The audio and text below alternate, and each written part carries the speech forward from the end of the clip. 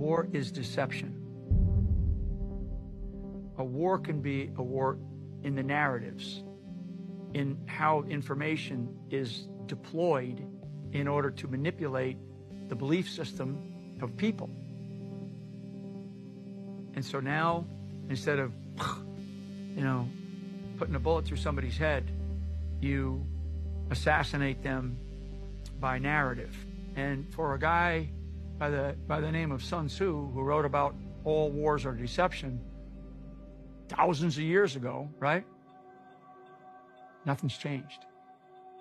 The intelligence agencies are working with the legacy media to shape public perception of world events. That is not speculation.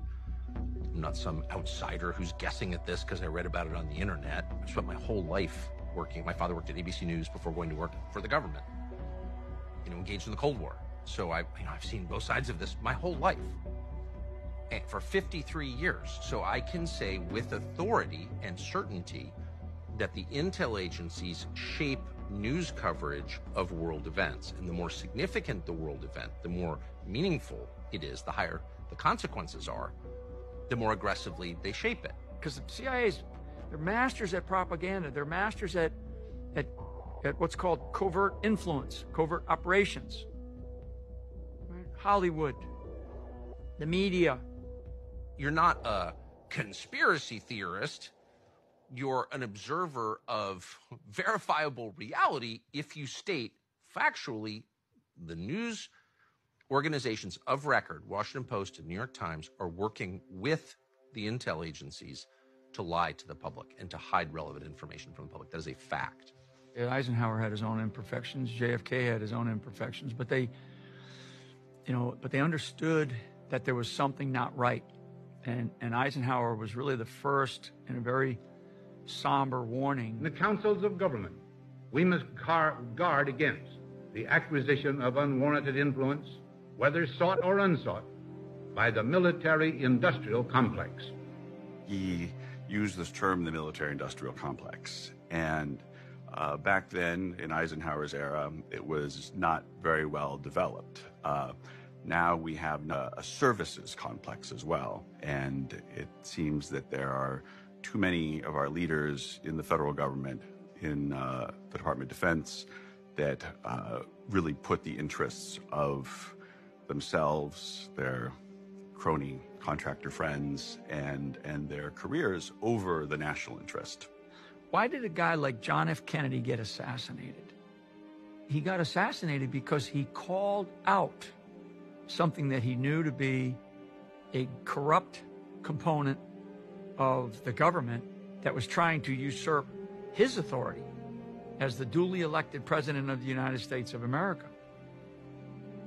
I think the assassinations of the 1960s are worth reassessing because they tell you what the system is capable of. Not just individuals, but the system in which they live, work, and thrive. The imperative to preserve that system is so overwhelming that individual players in the system can be sacrificed in the name of preserving it. Like, you just need to understand the stakes here. So if you're Flynn and you're standing up and saying, wait a second, in retrospect, I think it's fair to expect that they would effectively try to kill you.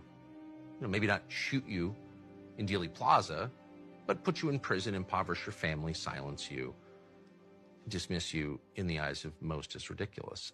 I thought it was an opportunity to take a hard look at organizations, one of which I ran, and I knew a lot about other aspects of the security state, because it's not just the intelligence community, it's the Department of Defense. It includes the Department of State. It includes places like the White House itself.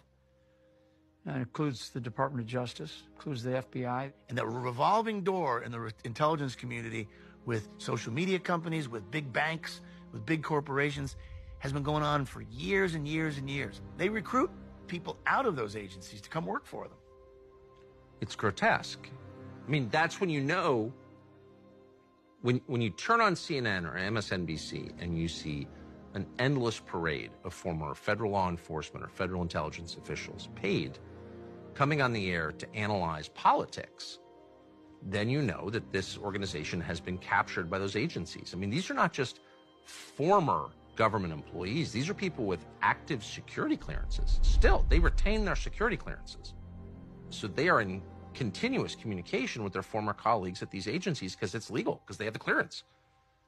And so they are acting effectively as spokesmen for these federal agencies, and they're on the air as news analysts. I cannot think of a more perverse system.